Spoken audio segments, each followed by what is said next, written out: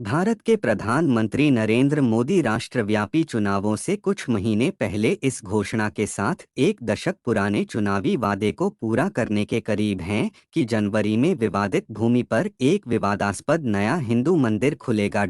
राम जन्मभूमि मंदिर का पहला विस्तृत विवरण गुरुवार को जारी किया गया, जिसमें भव्य रूप से सजाए गए ढांचे को दिखाया गया है, जो बाबरी मस्जिद की जगह पर बनाया जा रहा है, जिसे 1992 में दक्षिणपंथी हिंदू भीड़ द्वारा नष्ट कर दिया गया था। मंदिर की निर्माण समिति के अध्यक्ष नृपेंद्र मिश्रा के अनुसार चुनावी रूप से महत्वपूर्ण राज्य उत्तर प्रदेश के पवित्र शहर अयोध्या में स्थित मंदिर के अंदरूनी हिस्सों को सोने की छड़ों और कलाकृति से सजाया जाएगा, जो भारत की विविधता का जश्न मनाएगा। मोदी की हिंदू राष्ट्रवादी भाजपा ने उस स्थान पर एक मंदिर बनाने के लिए दशकों से अभियान चलाया है, जिसके बारे में भक्तों का व्यापक मानना है कि हिंदू धर्म में सबसे प्रतिष्ठित देवताओं में से एक भगवान राम का जन्म यहीं हुआ था। मुसलमान उस भूमि पर दावा करते हैं क्योंकि मस्जिद वहां 1528 में बनाई गई थी,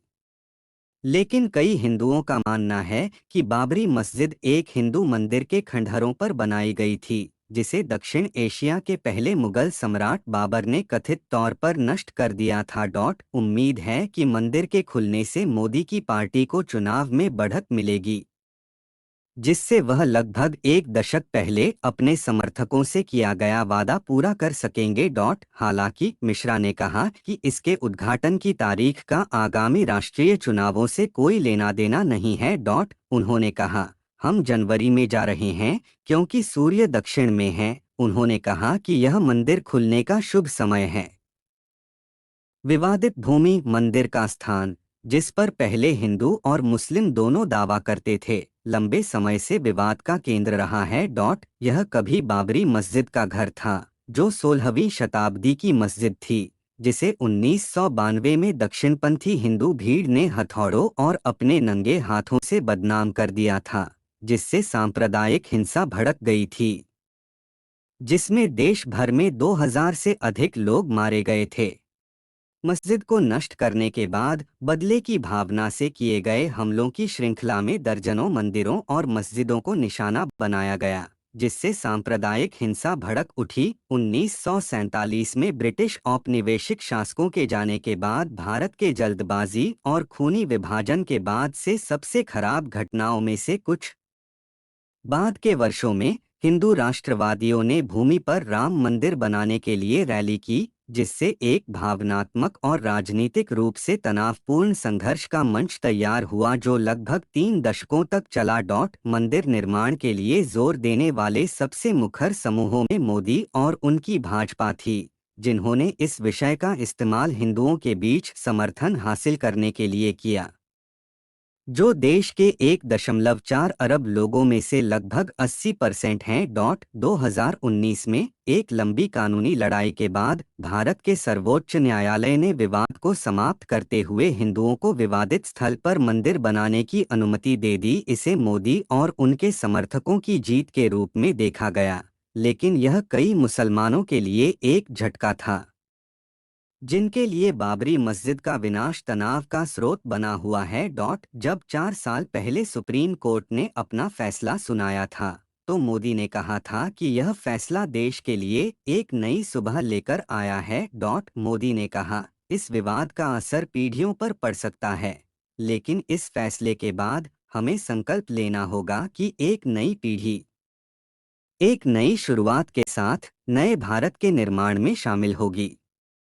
आइए हम नए सिरे से शुरुआत करें और एक नए भारत की स्थापना करें।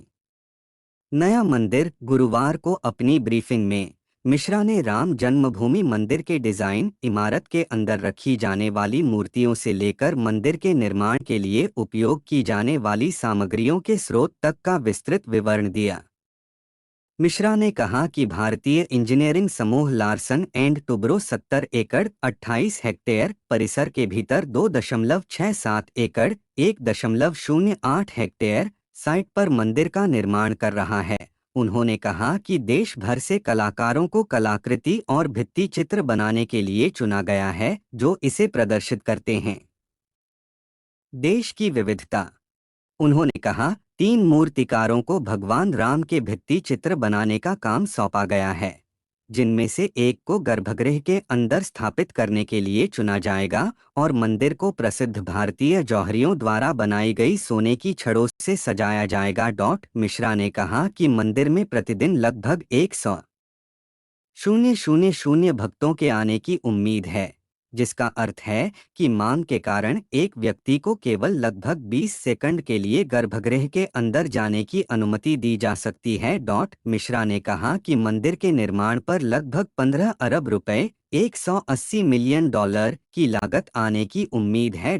उन्होंने कहा कि सरकार ने इसकी स्थापना के लिए धन मुहैया नहीं कराया है और परिसर के लिए लगभग 30 अरब रुपए $361 मिलियन का दान एकत्र किया गया है।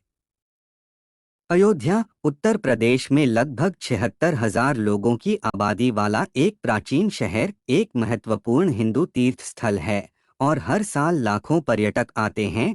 मिश्रा के अनुसार अयोध्या में हाल ही में एक बड़े बुनियादी ढांचे का बदलाव किया गया है, जिसमें नवंबर में खुलने वाले एक नए अंतर्राष्ट्रीय हवाई अड्डे का निर्माण भी शामिल है। स्थानीय मीडिया रिपोर्टों के अनुसार शहर के कुछ ऐतिहासिक और धार्मिक स्थलों को भी बहाल कर दिया गया है, जबकि इसकी सड़कों और रेलवे को नया रूप मिलने की उम्मीद है। विश्लेषकों का कहना है कि उत्तर प्रदेश के भाजपा मुख्यमंत्री कट्टरपंथी हिंदू साधु योगी आदित्यनाथ ने वोट आकर्षित करने के लिए आर्थिक सुधार और धार्मिक ध्रुवीकरण की मिश्रित रणनीति पर भरोसा किया है। साथ ही उन्होंने ऐसी नीतियां लागू की हैं जिनके बारे में आलोचकों का कहना है कि वे हिंदुओं का पक्ष लेते हैं और अल्पसंख्यकों, विशेषकर मुसलमानों के खिलाफ भेदभाव करते हैं।